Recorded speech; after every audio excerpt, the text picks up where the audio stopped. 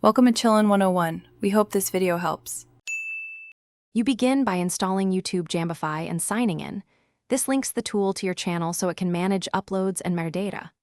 Once done, grant the minimal permissions required: upload, edit, and access to YouTube data, because the app needs to read analytics and write descriptions. Next, pick the channel you'll use and set default templates for title, tags, and privacy. This saves time and ensures consistency, so every subsequent step starts from a solid, repeatable baseline. Now you process content. Import a batch or a single file, then preview and trim where needed, because clean edits reduce viewer drop-off. After trimming, apply Jambofy presets, choose pacing, audio normalization, and automatic caption generation to standardize quality. These settings speed delivery and improve accessibility. Then map metadata.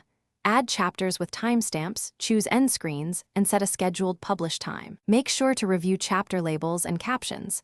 They directly affect watch time and searchability. To finish, run a final preview and inspect thumbnail, captions, cards, and monetization settings, because small errors cost views. Then publish immediately or schedule for peak hours. Once live, monitor initial analytics for retention and click-through trends to confirm settings worked. If something goes wrong, first reauthorize Jambofy to refresh permissions, then verify the file codec and container. Finally, reduce file size under 256 MB or retry with a lower bitrate. This sequence fixes most upload or permission failures quickly. Thanks for watching.